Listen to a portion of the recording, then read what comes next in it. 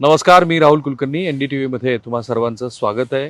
गोखले राज्यशास्त्र आणि अर्थशास्त्र ह्या कारणासाठी जी इन्स्टिट्यूट प्रसिद्ध आहे पुण्यातली, त्या गोखले इन्स्टिट्यूटच्या उपकुलगुरूपदी श्री अजित रानडे यांची नियुक्ती झाली होती आणि त्यांच्या संदर्भामध्ये मुरगड नावाच्या पूर्वी संस्थेमध्ये कार्यरत असलेल्याच संस्थेशी संबंधित असलेल्या व्यक्तीनं तक्रार केली आणि त्या तक्रारीनंतर छत्रपती संभाजीनगर इथले एक सदस्य, पुण्यातल्या पण आता सध्या AICTमध्ये काम करत असलेल्या एक मॅडम आणि मुंबईतले एक सदगृहस्थ, ह्या तिघांची मिळून एक कमिटी गोखले इन्स्टिट्यूटमध्ये आली आणि त्यांनी पडताळणी केल्यानंतर अजित रानडे, के जे रिनोन प्रख्यात असे अर्थतज्ज्ञ आहेत, स्तंभलेखक आहेत, ADR सारख्या संस्थांशी ज्यांचा संबंध आहे, तर त्यांची नियुक्ती ही UGCचे जे नियम आहेत त्या नियमाप्रमाणे झालेली नाही असं दिसलं. म्हणजे त्यांना किमान टीचिंगचा 10 वर्षाचा अनुभव असायला हवा होता.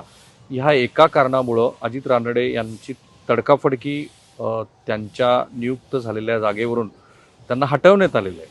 आता यातनं एक मूल प्रश्न असा उपस्थित होतो की जेव्हा अजित रानडे यांची नियुक्ती झाली त्यावेळेला ही गोष्ट कशी कोणाच्या लक्षात आली नाही आणि एवढ्या महत्त्वाच्या संस्थेवरती जेव्हा एवढ्या मोठ्या व्यक्तीची नियुक्ती होत असते तेव्हा त्या नियुक्ती संदर्भात पुरेशी काळजी का घेतली नाही आणि तरीसुद्धा आम्ही काही उपप्रश्न जे यातनं निर्माण झालेत. मुळात UGCचं काय म्हणणं आहे की कशा पद्धतीनं या नियुक्त्या व्हायला हव्यात ह्या संदर्भातल्या गोखले राज्यशास्त्र आणि अर्थशास्त्र संस्थेवरती कुलगुरू म्हणून अजित रानडे यांची नियुक्ती करत असताना UGCचे नियम काय होते ते आम्ही बघितलं.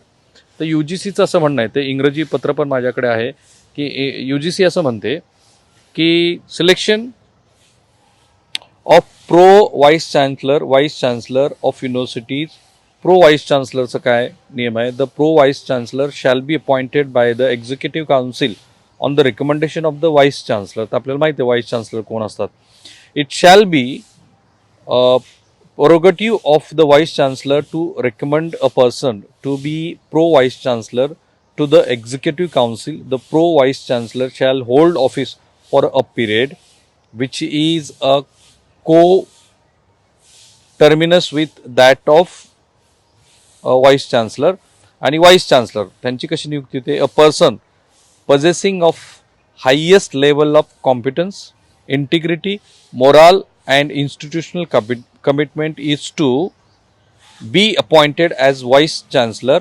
The person to be appointed as a vice chancellor should be a distinguished academician with a minimum of 10 years of experience as a professor in a university or 10 years of experience in a reputed research and or academic administrative organizations with proof of having demonstrated academic leadership. म्हणजे त्या व्यक्तीकडे काय असायला हवं याबद्दल इंग्रजीतलं विवेचन आहे. आणखी आपल्या प्रेक्षकासाठी ते मराठीत मी सांगतो.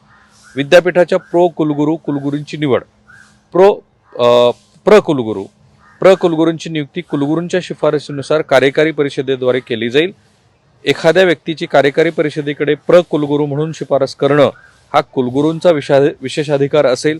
कुलगुरू हे कुलगुरूंच्या कार्यकाळाशी संबंधित ठराविक मुदतीसाठी पद धारण करतील. कुलगुरू, जिथे रानडे यांची नियुक्ती झाली, उच्च दर्जाची योग्यता, सचोटी, नैतिकता आणि संस्थात्मक बांधिलकी असलेल्या व्यक्तीची कुलगुरू म्हणून नियुक्ती करावी.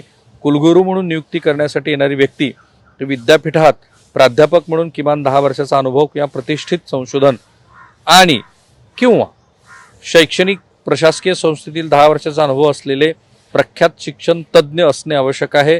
तसेच त्यांच्याकडे तसे पुरावे असणे आवश्यक आहे. त्यांनी शैक्षणिक नेतृत्व केलेले असावे. आता यातनं प्रश्न असा निर्माण झाला की श्री अजित रानडे यांची नियुक्ती करत असताना या गोष्टीची कल्पना नव्हती का तत्कालीन मंडळींना? आणि म्हणून आम्ही हेही शोधलं की अजित रानडे यांचा बायोडाटा काय. तर अजित रानडे यांच्या बायोडाटा जो आमच्याकडे आहे तो काय सांगतो की त्यांची काय योग्यता आहे ह्याबद्दलचं जेव्हा विश्लेषण आपण करतो तेव्हा असं दिसतं की Gokhale institute of politics and economics deem to be university, याला जो अजित रानडे यांचा बायोडाटा आहे त्यात doctor Ranade is a noted economist. He received his PhD in economics from the Brown University, US. Before that, he did postgraduate diploma in management from the Indian Institute of Management, Ahmedabad. After completing BTech in electrical engineering at the prestigious Indian Institute of Technology, Bombay. Ranade has been a former member of the Board of Management at the Gokhale Institute of Political and Economics. Before joining the institute as a vice chancellor, he was the group executive president and chief economist with the Aditya Birla Group, a $15 billion diversified multinational conglomerate. म्हणजे त्यांचं academic आणि कॉर्पोरेटमधलं जे expertise आहे ते तर आपल्याला दिसली. आता मला प्रश्न असा पडला की ज्या कारणामुळं अजित रानडे यांना हटवलं, तर तिथे अजित रानडे यांची 10 वर्षाची जी एक्सपर्टी आहे ती बघितली गेली की नाही, तर त्या संदर्भामध्ये पण माझ्याकडे त्यांचे जे अपेक्षित असलेले कागदपत्र आहेत तीही मी बघतो की त्यांना नेमकं 10 वर्षाचा जो एक्सपिरियन्स होता तो एक्सपिरियन्स त्यांचा इथे आहे की नाही. त्यांच्या स्वतःच्या जो बायोडाटा फुल फ्लेजेड थोडासा वेळ लागला ओपन व्हायला, तर त्याच्यामध्ये काय दिसतं आहे आपल्याला की त्याच्यात त्यांचा बायोडाटा जो 10 वर्षाचा प्रोफेशनल एक्सपिरियन्स तर मी तुम्हाला सांगितला, तर त्यांचा अकॅडमिक एक्सपिरियन्स काय आहे इतका मोठा आहे. जवळपास 8 पानाचा बायोडाटा आहे माझ्या हातामध्ये. तर त्यांचं प्रिव्हियस अकॅडमिक एम्प्लॉयमेंट ती काय आहे? Professor, Indian council for research on international economic relations, ICRIER, new Delhi. इथे त्यांनी 1999 ते 2000 म्हणजे साधारणतः 1-2 वर्ष त्यांनी काम केलेलं आहे. Assistant professor Indira Gandhi institute of development research, Mumbai. तिथे त्यांनी 1994 ते 1999 म्हणजे 1994 पासून त्यांचं अकॅडमिक करिअर मला दिसतं आहे ते 2000 पर्यंत इथे दिसलं. Assistant professor, Holy cross college, USA, Worcester, 1990 to 94 म्हणजे 1990 पासून त्यांचं करिअर सुरू झालं आहे अकॅडमिक असं दिसतंय. व्हिजिटिंग असिस्टंट प्रोफेसर, जसं मी मागे जातोय, brown university, spring 1992. Also taught at Wilson University, USA and Jawaharlal Nehru University, New Delhi. Research Assistant, Brown University, Economics, 1984 to 1990. So त्यांचं 1984 पासून ते जवळपास 2000 पर्यंत त्यांचं अकॅडमिक करिअर आहे माझ्या हातामध्ये. सो असं आहे की UGCनं जो नियम घालून दिलेला आहे त्या नियमाची कितीही फोड होऊ शकते विद्यापीठात. म्हणजे UGC अंतर्गत ॲफिलिएटेड असलेल्या विद्यापीठामध्ये का बरं, हे त्यांचं जर और अशा 3-4 गोष्टी जर एकत्रितपणे बघितल्या तर किमान पक्षी प्रायमा फेसी आपण ज्याला म्हणतो प्राथमिकदृष्ट्या तरी श्री अजित रानडे यांच्याकडे 10 वर्षाहून अधिक काळ अकॅडमिक एक्सपिरियन्स आहे ॲज अ टीचर, एक प्राध्यापक म्हणून असं दिसतं आहे.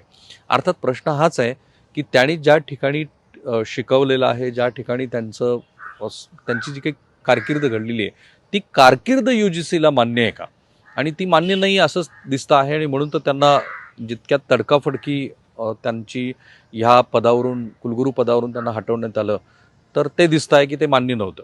आता मला जी चर्चा समजते आहे की जसं हे प्रकरण समोर दिसतं आहे तितकं ते सोपं नाही आहे.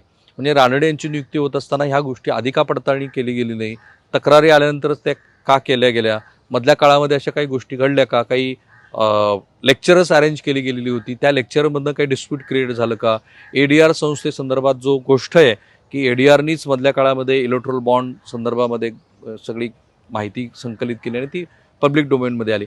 चर्चा खूप आहेत आणि म्हणून त्याबद्दलचं नीट नेमकं स्पष्टीकरण एकतर गोखले इन्स्टिट्यूट, UGC किंवा वैयक्तिक श्री अजित रानडे देऊ शकतात. पण या क्षणाची जी दिसते आहे जगासमोर आलेली गोष्ट एवढीच आहे की अजित रानडे यांची कुलगुरू पदावरून गंचत्ती झालेली आहे, त्यांना त्या पदावरून हटवण्यात आलेलं आहे.